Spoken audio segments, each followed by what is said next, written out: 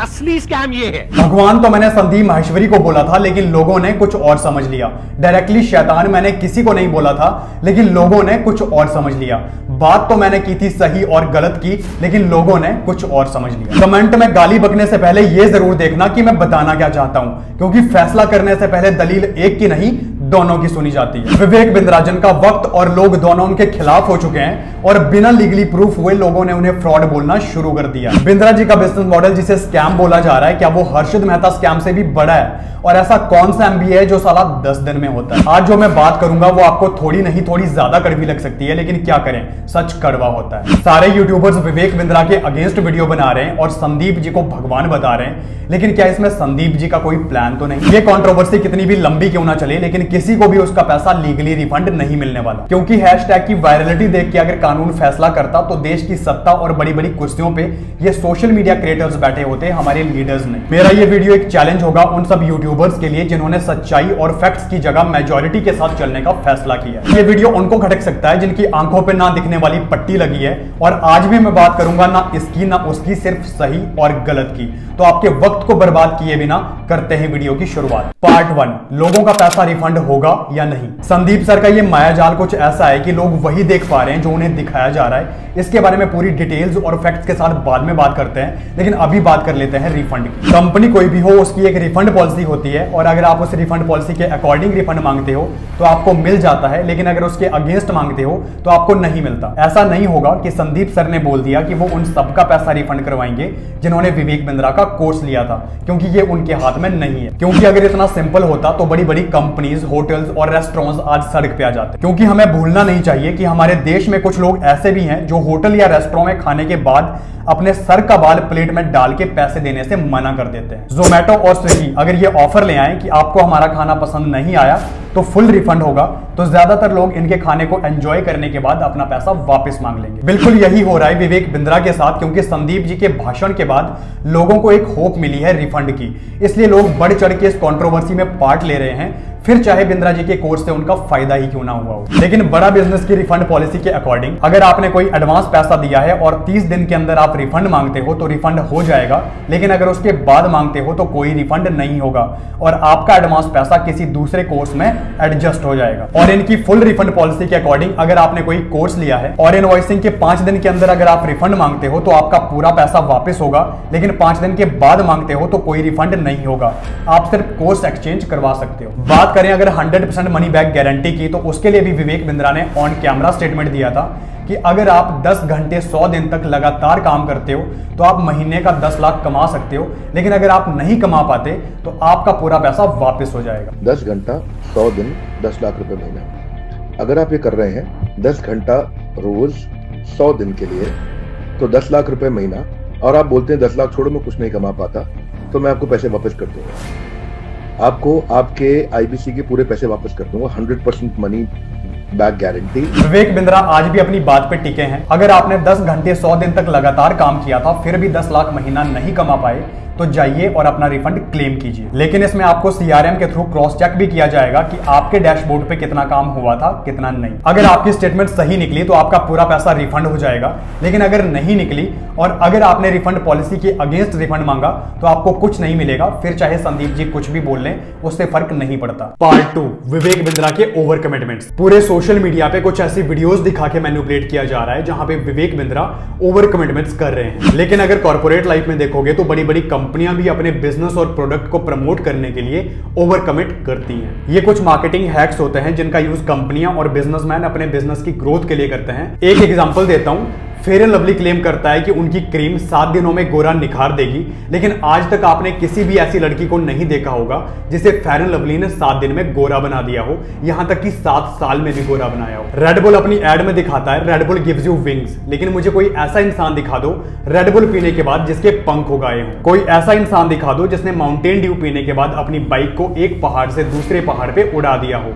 कोई नहीं मिलेगा, क्योंकि रियलिटी में ऐसा कुछ नहीं होता। इसे मार्केटिंग हैक बोलो या फिर ओवर कमिट करना, लेकिन बड़े बड़े ब्रांड अपने बिजनेस में इसका यूज करते हैं और आगे भी करते रहेंगे। तो अगर विवेक बिंद्रा का ओवर कमिट करना गलत है तो बाकी के बड़े बड़े ब्रांड्स का भी गलत है, और अगर ये ब्रांड्स भी गलत और झूठे हैं तो टारगेट विवेक बिंद्रा ही क्यों? साथ ही पूरी कंट्रोवर्सी में यह सवाल भी उठा था कि ऐसा कौन सा एमबीए है जो 10 दिन में होता है। एक बड़ी पुरानी बात है कि आधा ज्ञान हानिकारक होता है, और अभी वही हो रहा है पूरे सोशल मीडिया के ऊपर, जहां ज्ञानी तो सब बने हैं लेकिन ज्ञान किसी के पास नहीं। क्योंकि जब मैंने डीप रिसर्च की तो पता चला ये 10 डे एमबीए कोई डिग्री या डिप्लोमा प्रोग्राम नहीं है, ना ही विवेक बिंद्रा या उनकी टीम ने कहीं क्लेम किया है कि वो इस प्रोग्राम के थ्रू किसी को भी डिग्री या डिप्लोमा देंगे। 10 डे एमबीए जस्ट एक सर्टिफिकेशन प्रोग्राम है जिसका नाम बेशक 10 डे एमबीए है, लेकिन ये एमबीए वाला एमबीए बिल्कुल नहीं है। ये 10 दिनों का एक क्रैश कोर्स है जिसमें 10 दिनों तक बिजनेस ट्रेनिंग दी जाती है, और इस ट्रेनिंग में वो सीक्रेट स्ट्रैटेजीज और फॉर्मूले बताए जाते हैं जो बड़े बड़े कॉलेजेस में लाखों की फीस देने के बाद एक एमबीए स्टूडेंट सीखता है। इस 10 डे एमबीए को समझने के लिए मैंने डिसाइड किया कि मैं इसका पार्ट बन के देखूंगा।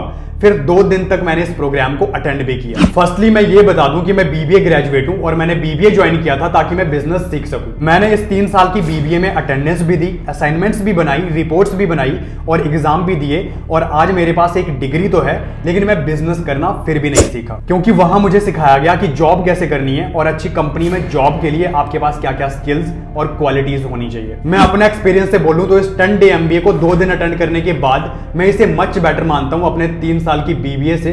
और अगर बीबीए और एमबीए स्टूडेंट्स इस प्रोग्राम को अटेंड करें तो वो समझ जाएंगे कि मेरा कहने का मतलब क्या है। एक बहुत बड़े इंसान का मैंने इंटरव्यू देखा जहां पे वो बोल रहे थे कि उन्होंने विवेक बिंद्रा पे काफी रिसर्च की है और उनका ये 10 डे एमबीए इलीगल है क्योंकि वो एमएलएम है, पिरामिड स्कीम है और इसमें लोगों का पैसा डूब जाएगा। इस इंसान को पता ही नहीं है कि वो बात किसकी कर रहे थे। 10 डे एमबीए बोल के आईबीसी मॉडल की बात कर रहे थे और इसमें पैसा डूबने की बात कर रहे थे, लेकिन रियलिटी ये है कि 10 डे एमबीए तो बिल्कुल फ्री है। छोटा क्रिएटर होता तो मैं मान भी लेता, लेकिन इतने बड़े क्रिएटर का बिना प्रॉपर रिसर्च और नॉलेज के ज्ञान बांटना मुझे कुछ समझ नहीं आया। इसी को बोलते हैं कि आधा ज्ञान हानिकारक होता है। पार्ट 3, सक्सेस रेशियो ऑफ बड़ा बिजनेस। जैसा कि मैंने लास्ट वीडियो में बताया था, अगर एक कोचिंग सेंटर के 500 स्टूडेंट्स में से 5 से 10 स्टूडेंट्स का भी सिलेक्शन हो जाता है तो वो कोचिंग सेंटर खुद को सक्सेसफुल मान लेता है। वैसे ही अगर किसी यूनिवर्सिटी के 500 स्टूडेंट्स में से 15 स्टूडेंट्स का प्लेसमेंट भी 20 लाख से 1 करोड़ के बीच में होता है तो वो यूनिवर्सिटी भी खुद को सक्सेसफुल मान लेती है। संदीप सर ने यह भी बोला था कि बिंद्रा जी के कोर्स को लेने वाले लगभग 99% स्टूडेंट्स फेल हो चुके हैं, लेकिन जब मैंने रिसर्च की तो मेरे हाथ कुछ ऐसा लगा जो आप सबको दिखाना जरूरी है। यह है नेहा दिल्ली से। इन्होंने अपनी गोल्ड ज्वेलरी बेच के बिंद्रा जी के इस आईबीसी प्रोग्राम को ज्वाइन किया था और मात्र 1 साल में ही इन्होंने 50 लाख से ज्यादा का रेवेन्यू किया। यह है युवराज। एक वक्त था जब ये महीने का 15,000 भी नहीं कमा पाते थे, लेकिन इस आईबीसी प्रोग्राम से इन्होंने महीने का 2-2 लाख भी कमाया। यह है अनुज, जो एक किसान के बेटे हैं। 200 से 300 रुपए कमाने के लिए दूसरों के घर पे काम करते थे, लेकिन आईबीसी प्रोग्राम में इन्होंने 50-50 हजार महीने का कमाया। यह है नवीन, जो एक इंजीनियर थे और महीने का 20 से 25 हजार कमाते थे, लेकिन बिंद्रा जी के इस आईबीसी प्रोग्राम से इन्होंने महीने का 1-1 लाख भी कमाया। राजेंद्र एक ऐसी झोंपड़पट्टी में रहते थे जहां पे लाइट भी नहीं थी और ये केवल 10वीं पास है, लेकिन इस आईबीसी मॉडल से इन्होंने खुद को टोटली ट्रांसफॉर्म कर लिया है, फाइनेंशियल लेवल पे भी, स्किल वाइज भी और पर्सनालिटी वाइज भी। लास्ट और सबसे इंटरेस्टिंग प्रांशु रंजन, जिन्होंने आईबीसी प्रोग्राम के लिए अपना कॉलेज ड्रॉप किया और इसी बड़ा बिजनेस से इन्होंने अपना बिजनेस 25 करोड़ का बनाया। बिंद्रा जी के इस प्रोग्राम से इनको इतनी शोहरत मिली कि इंडिया के बड़े बड़े न्यूज चैनल्स ने इनका इंटरव्यू तक किया है। ऐसे सैकड़ों हजारों एग्जाम्पल्स है जिन्होंने इस आईबीसी प्रोग्राम से पैसा तो कमाया ही, साथ में बहुत कुछ सीखा भी, लेकिन संदीप सर ने दिखाए सिर्फ 4 लोग, और वो भी क्यों दिखाए आगे वो भी बताता हूं। संदीप सर ने यह भी बोला था कि उनकी 20,000 की इमेज जो कंपनियां खरीदती हैं उनका टर्नओवर हजारों करोड़ का होता है और उस इमेज से उन कंपनियों का भी फायदा होता है और संदीप सर का भी। और बिंद्रा जी का कोर्स स्टूडेंट्स और गरीब लोग खरीदते हैं जिससे उनका पैसा डूब जाता है। लेकिन यहां पे थोड़ा डीप सोचो तो किसी भी कंपनी या प्रोडक्ट का सेटिस्फैक्शन रेशियो 100% नहीं होता। एक एग्जांपल देता हूं, किसी को कोक पीना पसंद है तो किसी को माजा, किसी को मैगी खाना पसंद है तो किसी को यिप्पी, किसी को कोलगेट पसंद है तो किसी को पतंजलि, किसी को अमेजोन से शॉपिंग करना पसंद है तो किसी को फ्लिप फ्लिपकार्ट से। मान लो मैंने कोलगेट ट्राई किया लेकिन मेरा उससे कोई बेनिफिट नहीं हुआ और मुझे वो पसंद नहीं आया, लेकिन इसका मतलब ये नहीं कि कोलगेट में कोई कमी है, क्योंकि बहुत से लोग ऐसे भी होंगे जिनको कोलगेट अच्छा भी लगता होगा और उससे उनको फायदा भी होता होगा। सिमिलरली जिन कंपनियों ने संदीप सर की वो 20,000 की फोटो खरीदी होगी, वो सारी कंपनियां उस फोटो और उसके प्राइस से सेटिस्फाई हैं, ऐसा हो ही नहीं सकता। लेकिन संदीप सर इस बात को खुल के नहीं बोलेंगे। वैसे ही विवेक बिंद्रा के 50,000 के कोर्स से सबका फायदा हुआ हो, ऐसा हो नहीं सकता, लेकिन सबका घाटा हुआ हो, ऐसा भी नहीं हो सकता, क्योंकि रेशियो तो हर जगह निकलता है। बात नीड की भी होती है, जिसको जिसकी जरूरत होगी वो वही खरीदेगा। जैसे बड़ी बड़ी कंपनियों को जरूरत थी संदीप सर की इमेज की, तो वो उन्हें खरीदेंगे, लेकिन वो बिंद्रा जी का कोर्स नहीं खरीदेंगे, क्योंकि उन्हें नहीं सीखना कि बिजनेस कैसे करते हैं, उन्हें नहीं सीखना कि सोलोप्रेन्योर से एंटरप्रेन्योर कैसे बनते हैं, क्योंकि वो खुद हजारों करोड़ की कंपनी है, इसलिए उन्हें कोर्स की जरूरत नहीं है। लेकिन जिनको सीखना है कि सोलोप्रेन्योर से एंटरप्रेन्योर कैसे बनते हैं, बिजनेस कैसे बनाते हैं और पैसा कैसे कमाते हैं, वो लोग इनका कोर्स खरीदेंगे, क्योंकि ये कोर्स उनकी नीड के अकॉर्डिंग बने हैं, फिर चाहे वो स्टूडेंट हो या फिर रिक्शे वाला। इससे कुछ को अच्छे रिजल्ट मिलेंगे और कुछ को नहीं, क्योंकि रेशियो तो यहां भी निकलेगा। लेकिन अब सवाल ये भी आता है कि संदीप सर ने विवेक बिंद्रा को टारगेट क्यों किया। पार्ट 4, संदीप माहेश्वरी का मायाजाल। इस पॉइंट को समझने के लिए आपको बिल्कुल न्यूट्रल माइंडसेट रखना पड़ेगा, तभी आप समझ पाओगे। अगर आपने रामायण देखी या सुनी है तो उसमें रावण का बेटा मेघनाथ एक ऐसा मायाजाल बिछाता था जिसमें उसका दुश्मन वही देखता था जो वो दिखाता था। उसके मायाजाल के बाहर ना उसका दुश्मन सोच सकता था और ना ही देख सकता था।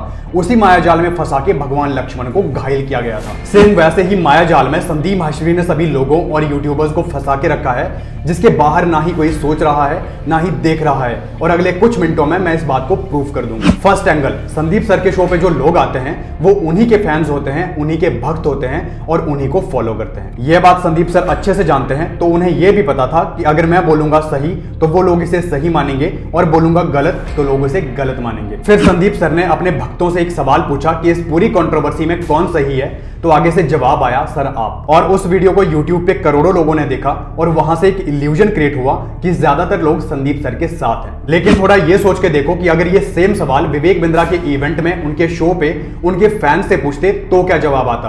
आई एम डैम श्योर कि जवाब आता विवेक बिंद्रा। सेकंड एंगल, आज के दौर में लोगों का अटेंशन बहुत कम हो चुका है, इसलिए लोग लॉन्ग वीडियो से ज्यादा शॉर्ट वीडियोस देखते हैं, पढ़ने से ज्यादा सुनना पसंद करते हैं और सुनने से ज्यादा देखना पसंद करते हैं। और ये बात संदीप सर को बहुत अच्छे से पता थी, जिसका उन्होंने भरपूर फायदा उठाया। उसमें उन्होंने डायरेक्ट सेलिंग के लॉज एक्सप्लेन किए थे और बहुत कॉन्फिडेंस से बोला था कि बिंद्रा जी का बिजनेस मॉडल स्कैम है। But I am damn sure कि ज्यादातर लोगों ने उस 13 पेज के डॉक्यूमेंट को खुद से नहीं पढ़ा होगा और ना ही क्रॉस चेक किया होगा कि बिंद्रा जी का business model direct selling laws को फॉलो करता है या नहीं। बस उनके भगवान ने जो बोल दिया वो सबने मान लिया। लेकिन आपकी जानकारी के लिए बता दूं कि जब मैंने रिसर्च की तो पता चला कि बिंद्रा जी का बिजनेस मॉडल डायरेक्ट सेलिंग की गाइडलाइंस को कंप्लीटली फॉलो करता है। बाकी कोर्ट का फैसला कुछ दिनों में आ जाएगा। थर्ड एंगल, संदीप सर ने बोला कि विवेक बिंद्रा ने उनको बार बार धमकी दी है, लेकिन अगर क्रॉस चेक करोगे तो वो पूरा वीडियो 28 मिनट का था, जिसमें उन्होंने संदीप सर को संदीप भाई भाई बोल के बात की थी और जाने मन बोल के बात की थी। उन्होंने ये भी बोला था कि वो संदीप सर की बहुत रिस्पेक्ट करते हैं। विवेक सर ने जो भी बात की थी बहुत पॉजिटिव वे में की थी। बिंद्रा जी ने जस्ट 1 से 2 बार बोला था कि अब देखो मैं 6 से 7 दिनों में क्या करता हूं, क्योंकि उनके पास संदीप जी के कुछ ऐसे राज थे जिनको एक्सपोज करने की उन्होंने बात की थी। लेकिन संदीप जी ठहरे पक्के खिलाड़ी। उन्होंने उस 28 मिनट की वीडियो में से एक ऐसी लाइन उठाई जो बिंद्रा जी के अगेंस्ट यूज हो सकती थी, क्योंकि वो जानते थे कि अगर वो अच्छी बातें भी उठाएंगे तो ये पूरा एजेंडा उल्टा भी पड़ सकता है। Part 5, lack of transparency. मुझे इस पूरी कंट्रोवर्सी में एक बात अभी तक समझ नहीं आई कि संदीप सर अगर इतने अच्छे और सच्चे हैं तो उन्होंने पूरी ट्रांसपेरेंसी क्यों नहीं रखी, क्यों बातों को घुमाया गया। पहली बात, बिग स्कैम एक्सपोज्ड के नाम से जिस वीडियो को हम सब ने देखा, उस पूरे सेशन में विवेक बिंद्रा की तारीफ भी हुई थी। उस तारीफ वाले पार्ट को क्यों हटाया गया? विवेक बिंद्रा की 28 मिनट की रिप्लाई वीडियो में से एक लाइन को ही क्यों दिखाया गया? बाकी की अच्छी बातों को क्यों छुपाया गया? बिंद्रा जी के मनी बैक गारंटी के वीडियोस तो दिखाए गए, लेकिन उसके साथ साथ बड़ा बिजनेस की रिफंड पॉलिसी क्यों नहीं बताई गई? संदीप सर ने यह भी बोला था कि यह पैसा 18 से 19 साल के बच्चों का है, इसलिए उन्हें ज्यादा दर्द हुआ है। लेकिन थोड़ा यह सोच के देखो कि जब संदीप सर ने विवेक सर को अपने शो पे इनवाइट किया था, तब भी उनका आईबीसी प्रोग्राम चल रहा था और संदीप सर को सारा पता था। और अगर इनका ये मॉडल गलत है तो उस टाइम संदीप सर का ईमान कहां था? उस टाइम उन्हें उन बच्चों के पैसों का ख्याल क्यों नहीं आया? अगर विवेक सर इतने घटिया इंसान थे तो उन्होंने उन्हें अपने शो पे इनवाइट ही क्यों किया? उस वक्त तो इन्होंने विवेक सर को बोला था कि हम बिजनेस की फील्ड में कुछ बड़ा करेंगे, इसको दोगलापन नहीं तो और क्या बोलेंगे। अभी जो इन्होंने ये सब किया है, लोगों को लग रहा है कि वो दूसरों के भले के लिए किया है, लेकिन नहीं, वो इन्होंने अपने पर्सनल बेनिफिट के लिए किया है। दूसरों के कंधों का इस्तेमाल तो सिर्फ बंदूक चलाने के लिए किया। आप ये सोच के देखो, एक तरफ विवेक सर ने पूरी रिस्पेक्ट से बात की, संदीप भाई करके बात की, जाने मन करके बात की, आप करके बात की, और दूसरी तरफ संदीप सर ने तू तड़ा करके उनकी मिमिक्री करते हुए उनकी बेइज्जती की। मेरे को मत डराने की कोशिश कर, बार बार तू अपनी आंखें दिखा कर। यहां से यह भी पता चलता है कि कौन इगोइस्टिक है और कौन नहीं। मिस्टर संदीप माहेश्वरी, अपने शो पे अपने लोगों के सामने तो आप बब्बर शेर बन लिए और कर ली विवेक सर की बेइज्जती, जो कि कोई भी कर सकता है। लेकिन जब विवेक सर ने आपको ओपन चैलेंज किया था कि आपकी जगह आपके लोग जो बात करनी है खुल के करो, तब तो आपकी हवा टाइट हो गई और अकेले में आप शेर बनते हो। अब सवाल यह भी है कि संदीप माहेश्वरी ऐसा करेंगे क्यों। पार्ट 6, संदीप माहेश्वरी का दोगलापन। संदीप सर का जो मेन बिजनेस है वो है इमेजेस बाजार, जहां से वो पैसा कमाते हैं, लेकिन एआई की वजह से इस इंडस्ट्री में भी फॉल आने वाला है और ये बात वो जानते थे। तब इन्होंने प्लान बनाया कि क्यों ना कोचिंग इंडस्ट्री में अपने पैर रखूं, क्योंकि इनका फैन बेस भी अच्छा है और लोग इनको सुनना भी पसंद करते हैं। तो इनको लगा कि यहां पे जाना इनके लिए आसान होगा। इसके लिए इन्होंने दो तरह से ट्राई किया। पहला, यूट्यूब पे बिजनेस मास्टरी सीरीज चला के, ताकि लोग इन्हें बिजनेस एक्सपर्ट समझे, लेकिन वो नहीं चली। दूसरा, टाइम ऑफ इंडिया के फ्रंट पेज पे अपने पेड सेशन की एड चला के, जहां वो एक सेशन के 9 से 36 लाख डिमांड कर रहे थे, लेकिन यहां भी इनकी दाल नहीं गली। तब इनको एहसास हुआ कि इंडिया में कोचिंग इंडस्ट्री के बाप हैं विवेक बिंद्रा, और जब तक इनको रास्ते से नहीं हटाया जाएगा तब तक इनकी एंट्री इस इंडस्ट्री में नहीं होगी। लेकिन सीधी उंगली से तो ये काम होना नहीं था, इसलिए इन्होंने अपनी उंगली टेढ़ी कर ली। ये था इनका पूरा एजेंडा। दोगला मैंने इसलिए बोला क्योंकि एक टाइम था जब संदीप सर बोलते थे कि नेटवर्क मार्केटिंग इंडस्ट्री आपका दिमाग खोल सकती है और आपका माइंडसेट डेवलप कर सकती है, और अगर आप अच्छी कंपनी के साथ जुड़ते हो तो आप बहुत कुछ सीख सकते हो और पर्सनली ग्रो कर सकते हो। हालांकि इनका कहना यह भी था कि इनका पूरा माइंडसेट इस इंडस्ट्री से बना और इनके पूरे करियर में एमएलएम ने एक बीज का काम किया। मैंने एक multi level marketing company join करी थी।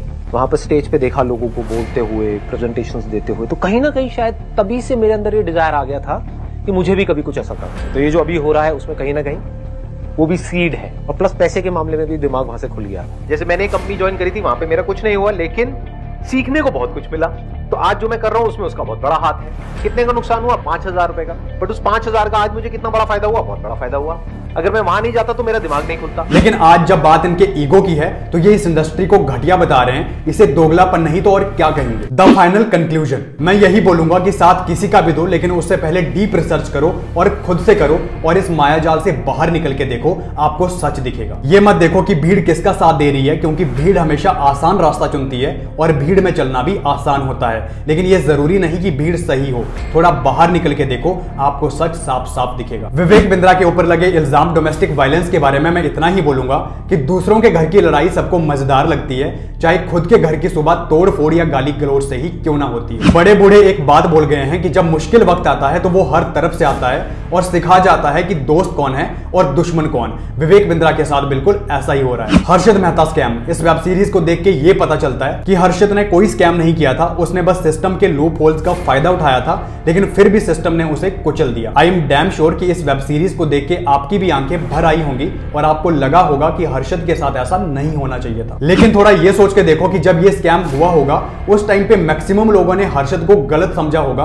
आज बेशक लोग सिंपैथी दिखाते हैं, लेकिन उस टाइम हर्षद का साथ किसी ने नहीं दिया होगा। बिल्कुल वैसे ही आज ऐसा ना हो कि डॉक्टर विवेक बिंद्रा के साथ भी यही हो और बाद में सिंपैथी के अलावा कुछ ना बचे। मेरा एक सवाल और है, चलो मान लेते हैं एमएलएम मॉडल गलत है, तो भी विवेक बिंद्रा ही क्यों? उन सभी कंपनियों को टारगेट करो और एक्सपोज करो जो इस मॉडल पे काम करती हैं। उसका तो दम है नहीं, बस पड़ गए हाथ धो के एक ही इंसान के पीछे। और अगर कोर्स बेचना गलत है तो भी विवेक बिंद्रा ही क्यों? उन सब बिजनेस कोचेज और फाइनेंस कोचेज को टारगेट करो जो कोर्स बेचते हैं, जैसे उज्जवल पाटनी, पुष्कर राज ठाकुर, प्रांजल कामरा और ऐसे बहुत से कोचेज जो अपनी वीडियोस के माध्यम से अपने कोर्सेज बेचते हैं। आखिरी बात, मिस्टर संदीप माहेश्वरी जैसे दिखते हैं वैसे बिल्कुल नहीं है, शकुनी की तरह चाल चलते हैं और आप भी बच के रहना, क्योंकि इनके लिए पूरे सिस्टम को मैनिपुलेट करना आसान है।